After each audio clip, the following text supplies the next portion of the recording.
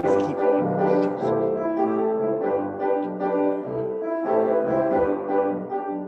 All right, praise the Lord. Thank you, Not ready. Mr. Kendra Lewis, for that beautiful gathering. That's okay. It's fine. They're still trying to load it. Welcome, Shaw University family. That's fine. And No, we're good. friends. The Dope Faith, Woman's Faith Cases, where we will deal with disciplined faith, optimistic faith, prayerful faith, and empowering faith. We have beautiful guests here today, beautiful women as we celebrate this Women's Month, as we celebrate Black women in history and Black women right now. As you can see on our stage, we have several beautiful women that we'll introduce in a few moments. And then we have several beautiful women that will come and make other presentations. Thank you all for gathering here with us. As we are in the church says, I was glad when they said it to me, let us go into the house of the Lord. We are here today to worship God in spirit and in truth and talk about our faith. Thank you and welcome. We're going to ask Miss Carmen Belvin if she would come and give us our theme and our welcome.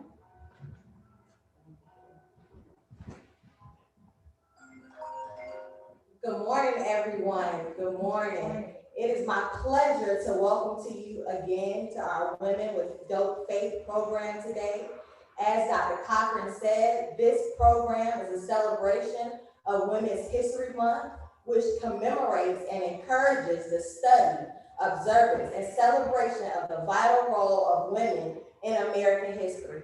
We are excited to have you all join us. Virtually for the celebration, we'd like to extend a special welcome to our guest speakers who will be sharing their experiences, wisdom, and journey with us today. The theme of this event is Women with Dope Faith.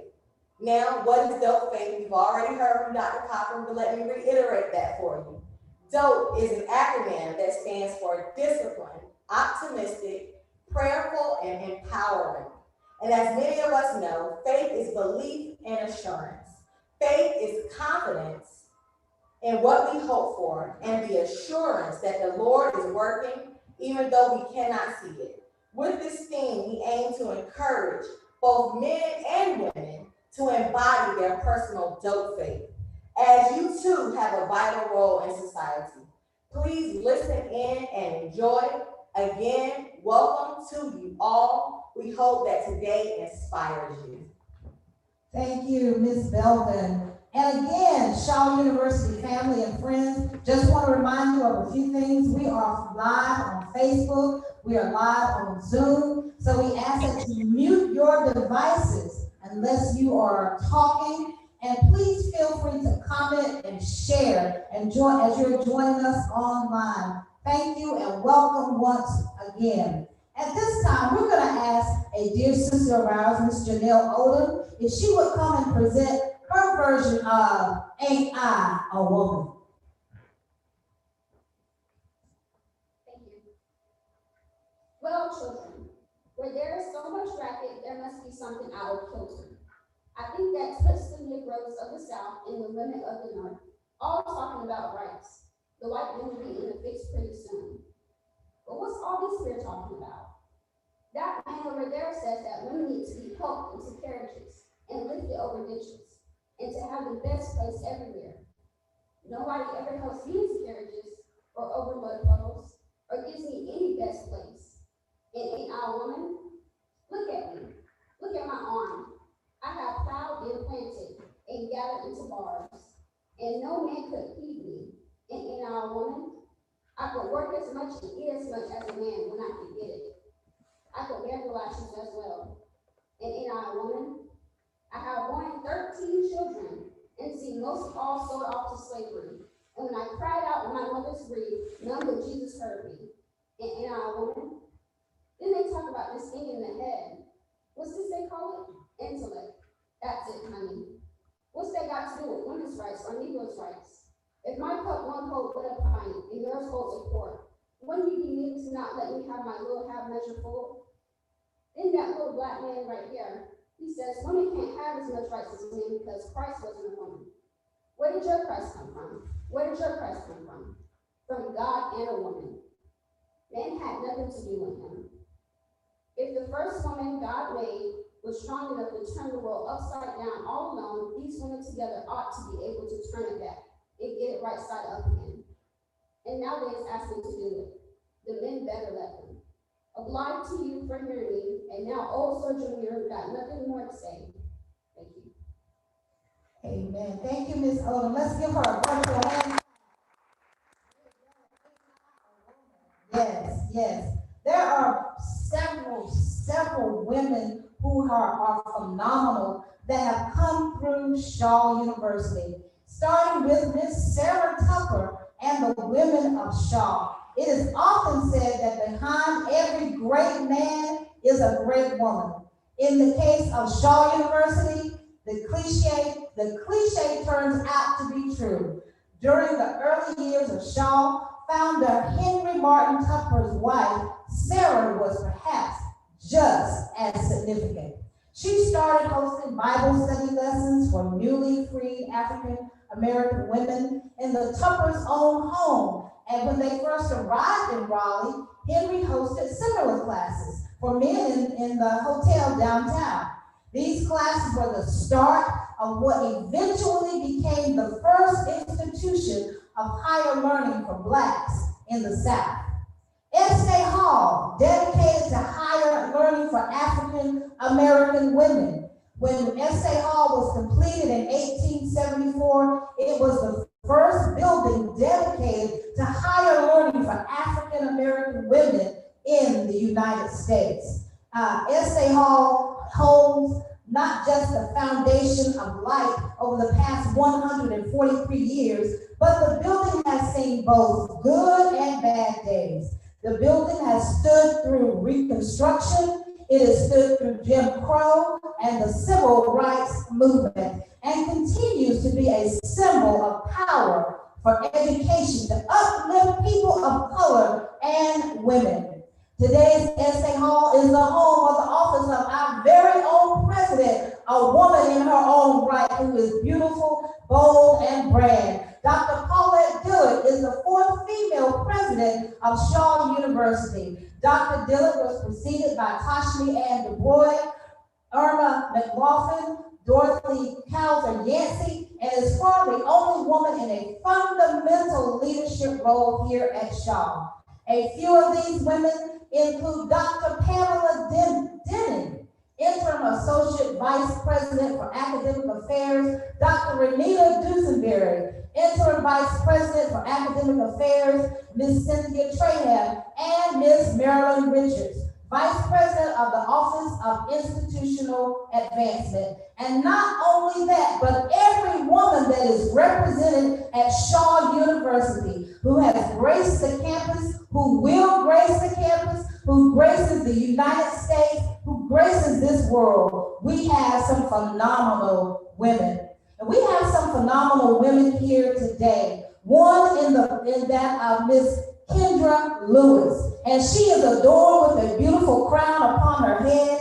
And we know that if you go into any African American church on Sunday, you'll see some women wearing hats. Those big, bold church hats. Those hats have become very popular, especially after slavery. Black women wanted to look their best when worshiping, and hats were considered a way to honor God. But wearing them is not just about fashion. It is deeply rooted in the African tradition that has both spiritual and cultural significance. The hats are considered a woman's crown, and they symbolize triumph over hardship. So come on, Miss Kendra Lewis, and tell us, 'tis so sweet to trust in Jesus.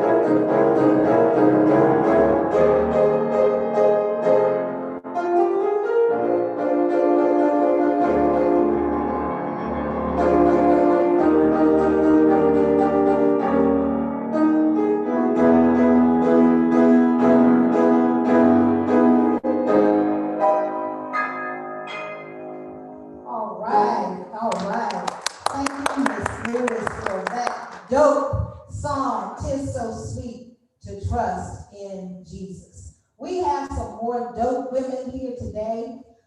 Joining us via Zoom, we have Ms. Yuri Yamamoto, and she's going to talk about disciplined faith. Wave to Yuri. Yuri, tell us hello. Hello. All right. And joining us on the stage as well, we have undergrad Miss Shaw herself, Miss Beyonce Wilburn, and she's going to talk about optimistic faith. Wave for us, Miss Beyonce. Okay? She doesn't have her physical crown on her head, but she wears her crown spiritually and internally. And joining us also is an alumna of Shaw University Divinity School, Shaw University and the Divinity School, Dr. Tiffany Bennett Cornelis, and she's going to be talking about prayerful faith. Wave to us, Miss Tiffany. Thank you. And finally, but not the last and not at least, empowering faith will be talked about by one of our staff members here at Shaw, Miss Jillian Jackson. Wave to us, Miss Jillian. Thank you all for joining. Want to ask a few questions and want to ask this of all of our panels. And we'll start with you, Miss Yuri Yamamoto, talking about disciplined faith. Please explain to us the importance of your faith. And this will be for everyone. Good morning. Good morning. Can you hear me? Okay. Yeah. So the importance of my faith is how I cultivate my relationship with God and continue to wrestle with God in all the things that is uncomfortable for me. Because when I was thinking about the disciplined faith, how I live that disciplined faith, I came to the conclusion that the most important thing for me is to step into an uncomfortable place. And in order for me to step into the uncomfortable places, which I hope to share with you more this morning, I really need God. I wrestle with God. I cry with God. I be brutally honest with God about my feelings and my fears and my anger. And that is how I step into my uncomfortable places. So the faith is instrumental to who I am in that way. Different emotions that you're experiencing. Thank you, Ms. Yuri. We'll ask Ms. Beyonce if you would tell us how to explain your importance of faith. So in my walk, me being young and being a student and a student leader of such a high caliber, my faith it has to be applied to another level. And I say another level because there's so much that I face and that we face as a generation of students now that you can't make it without faith. Like I tell people all the time, I would have never came to Shaw if I did not have a leap of faith. I did not feel like I had enough courage or strength and determination to move from California to North Carolina in a matter of weeks and literally start a new journey. I didn't have any family here. I didn't know anything about North Carolina, let alone the Shaw University. So me applying that faith and instilling something new in me, not being afraid to venture into the unknown, allowed me to matriculate to the point I'm at now. And being in such a time where tomorrow, we already know tomorrow is the promise, but now it's like, huh? And not having enough faith within yourself to believe that y'all made it through today, but it's tomorrow, come on, we do tomorrow too. I have to literally continue to implement that faith inside of me, because if not, I will not be able to lead the way I lead. I will not be able to stand the way I stand as a daughter, a woman, a student, as an individual, because my Right, that's great. Thank you for showing us and describing to us how to be optimistic in our faith. Sometimes we don't have that, and sometimes we block ourselves and stop ourselves from moving forward because we don't have that optimism. Thank you for that, Ms. Beyonce. Dr. Bennett Cornelis, tell us about how your faith is seen, especially as you are a praying woman, because I know you are a praying woman. Absolutely. Well, the importance of my faith is twofold. One is that it's important that for me to believe what I say to God's people, I have to demonstrate faith. I can't expect for people to trust the inspired word of God that's coming from me if I don't exhibit the faith. And when I think about Hebrews 11:1, of course, faith is the substance of things hoped for and the evidence of things not seen. I have to think about the word substance. And that to me it means fabric, the very fabric, sustenance, that which sustains us. I have to believe and trust that my trust and my reliance in what will sustain me is already a sign of what is to come. Faith is more than just hope. Faith is having the confidence, as it is described in 1 John 5:14. And this is the confidence that we have in him, that if we ask anything according to his will, he will hear us. And we've got to have the confidence to know that what you desire will come to pass as the Holy Spirit guides you. So that's the first thing. The second thing is that my faith is important in that it dictates from where I operate. So there are times that we forget that God can do things. We do. We're in the thick of it. We're in the middle of it. So our perception is different from those who are looking in from the outside. And in those moments, I have to be reminded of God's infinite ability and provision in those moments. And so without faith, my life would be a gamble. It would be either it is or it isn't. And I can't be an is or an isn't. I have to know, I have to have that confidence. So I don't accept what's dealt to me. I have the faith. That could be that the enemy's trying to wear me down. I've got to have the faith to know. And so the importance of my faith is that it dictates where I operate from. A place of peace in memory that God did, in my daily walk now that God is, and from a place of confidence that God will. That's great. That's great. Faith is the substance of things hoped for and the evidence of things not seen. And we have to operate in that kind of faith, especially in this day and time. We're dealing with pandemic, COVID-19. We're dealing with racial violence all over our nation, not just in our Black community, but Asian communities, all different kinds of communities that are suffering and dealing with this thing. And we have to have our faith discipline. We have to have optimistic faith, and we have to be prayerful in all that we do. And not only that, we have to have empowering kind of faith.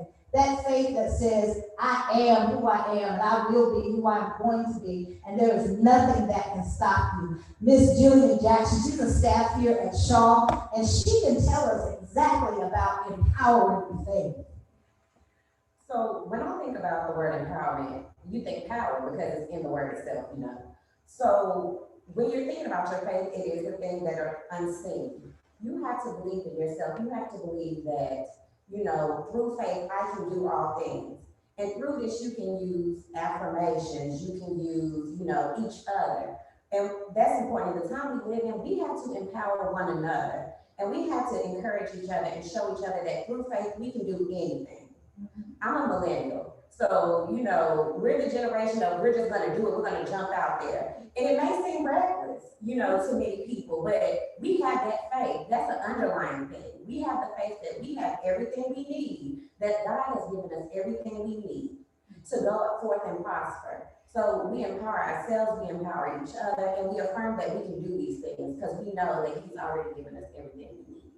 Absolutely, absolutely. Well, you know, we walk by faith, not by sight. So we don't see everything that is coming to us or see everything that we are going to, but we know that as we are walking, that as we are dope women of faith, we are walking towards a particular destination. Miss Yuri, can you explain to us how other women and men can use that kind of discipline as faith, a faith practice?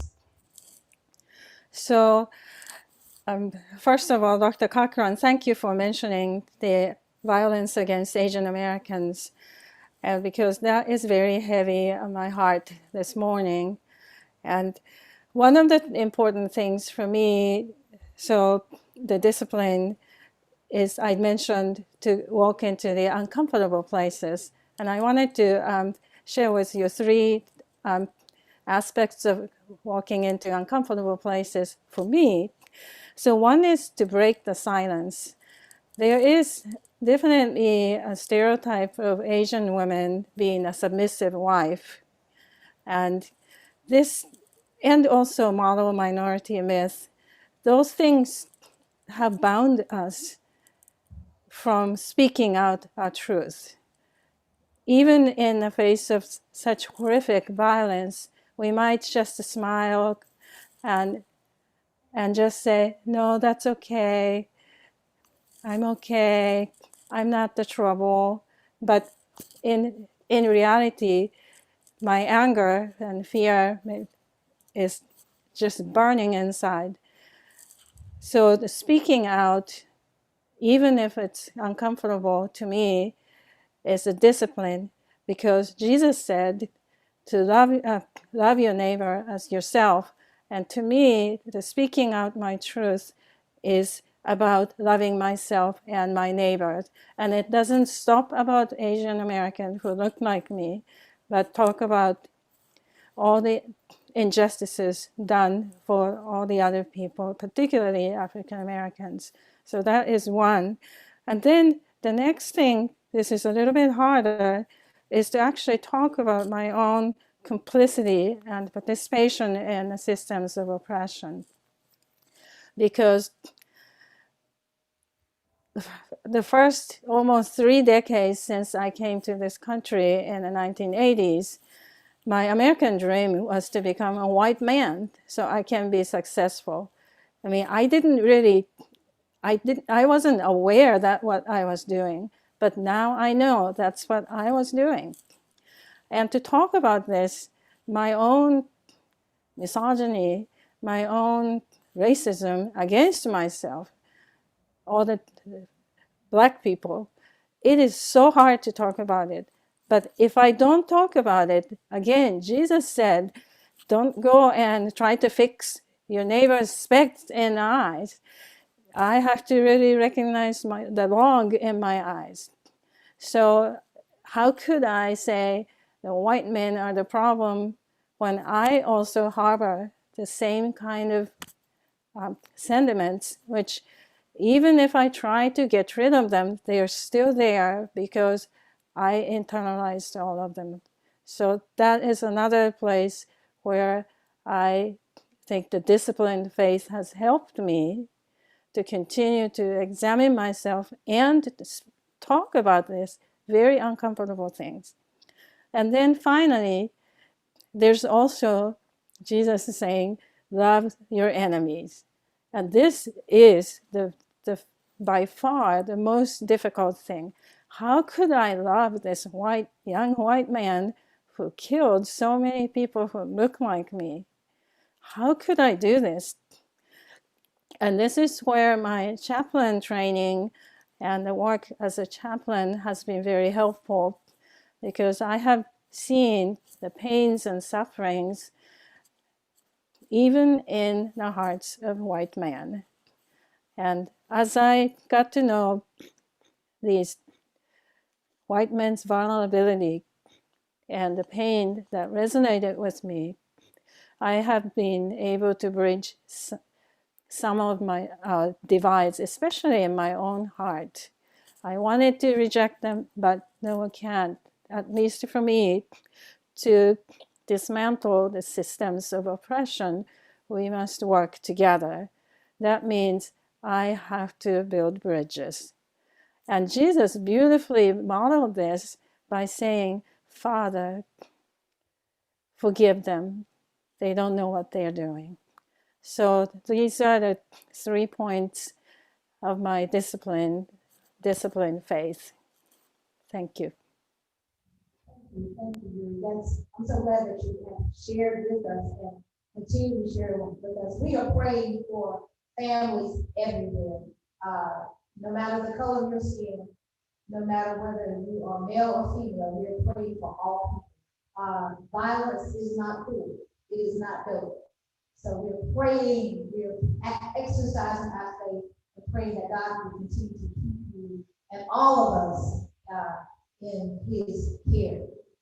I wish we had the time to just really delve deep into all of these things that we're talking about, but we only have just a few minutes left. So I want to ask all of you to give us a closing statement about your faith and how you can encourage other young women through the empowerment of faith, through the prayer faith, through optimistic faith, and through disciplined faith. We want to know, what can you tell all women everywhere, especially here at Shaw University? We want to start with Ms. Beyonce.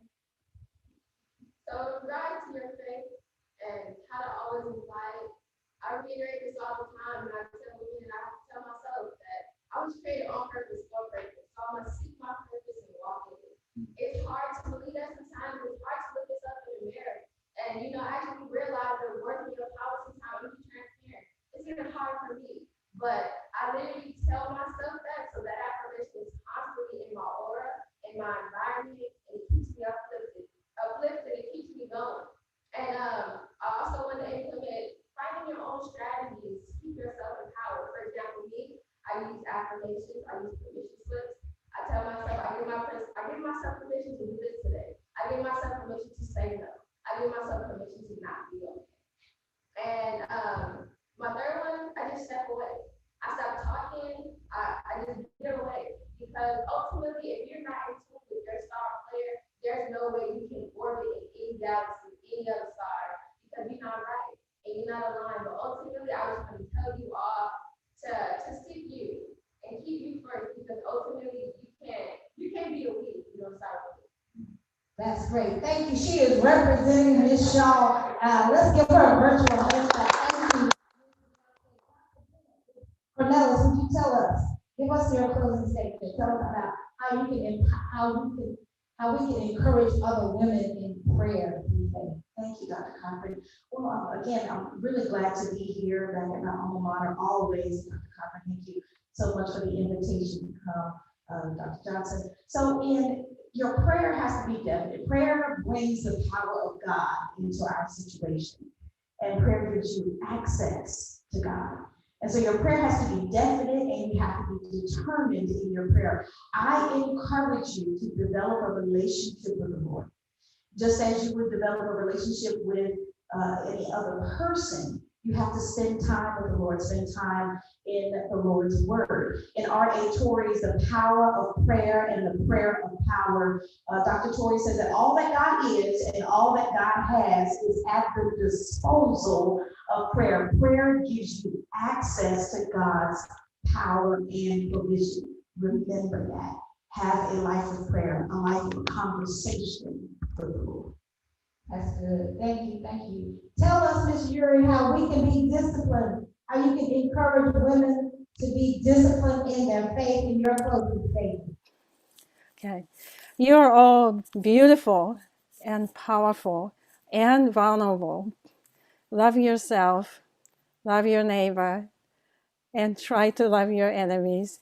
But when things get tough, don't run away.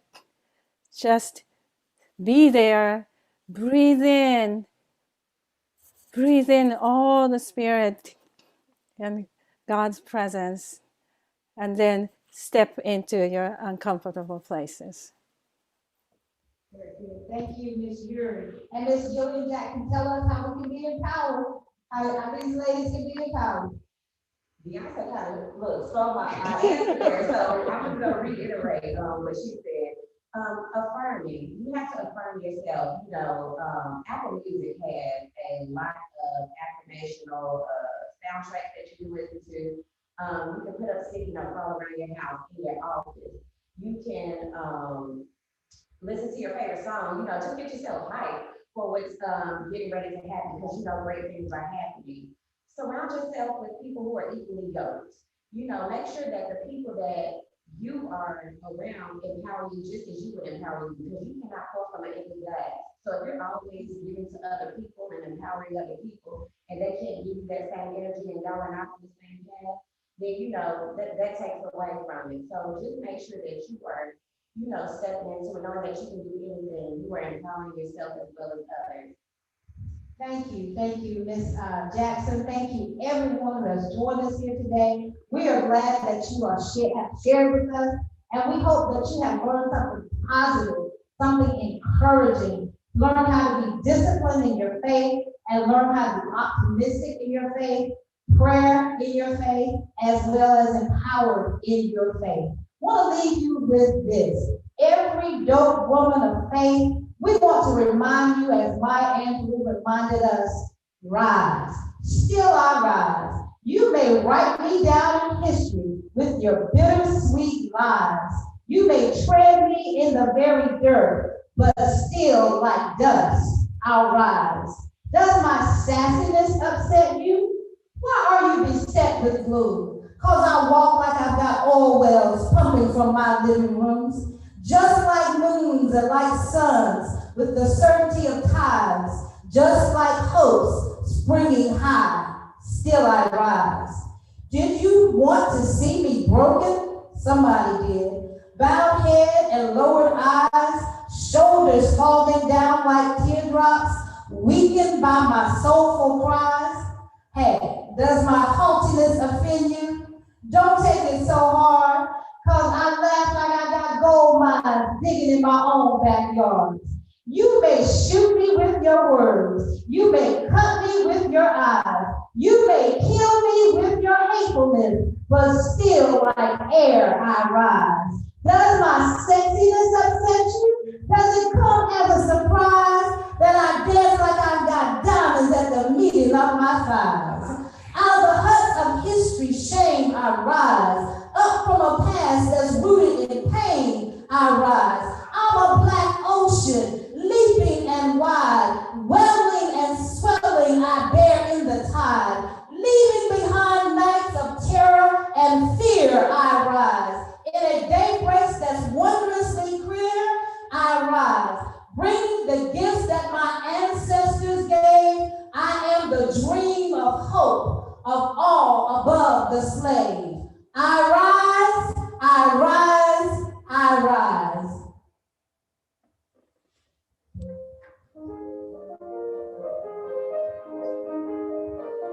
We also want to thank Dr. Hill for joining us here, and Miss Carmen's gonna come and share with us just a few comments, and then we'll exit out.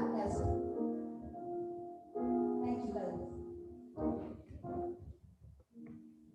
Thank you all for that dope presentation, that dope information. I am empowered, I am inspired, I am feeling very optimistic. And I want to remind you all, I come before you now on behalf of the Counseling Center. When Proverbs 11 and 14, it says, where there is no guidance, a people fail, but in an abundance of counselors, there is safety. I want to remind you that the Counseling Center at Shaw University strives to maintain psychological and emotional support for all students. Students may be supported in many different areas, whether it be emotional health, domestic violence, rape, sexual assault, or general mental well-being with all that's going on in society. Students may seek help for a multitude of services, including depression, stress, anxiety, relationships, anger management, grief and loss, conflict resolution, and issues centered around suicidal thoughts. Shaw University is committed to providing a safe learning and working environment for all. It seeks to be in compliance with the federal law and has adopted policies and procedures to prevent and of such. The center has enhanced its delivery of services with the support of Telehealth Services, whereby students may register through Bears Care. Bears Care has access to 24/7 medical, mental health, and health coaching support for Shaw University students. Any students enrolled at Shaw University can use Bears Care. Areas covered are, again, medical, mental health support 24/7, scheduled counseling and health coaching visits at no cost. Students can be treated for a wide range of common conditions, including but not limited to cold, flu, stress and anxiety, depression, nutrition, healthy lifestyle. For questions or concerns, feel free to contact the Counseling Center. You may reach Ms. Geraldine Carver or Mr. Michael Tuma at 919-546-8525. Again, that's 919-546-8525. And though we have faith and we know that we're all dope, we can still seek help at any time. Do not forget to services that are offered to you here at Shaw University through the Counseling Center. Thank you. Thank you, Ms. Carl Devlin. Now unto him who is able to keep us from falling and to present us faultless. To the only wise God, we declare majesty, dominion, and glory both now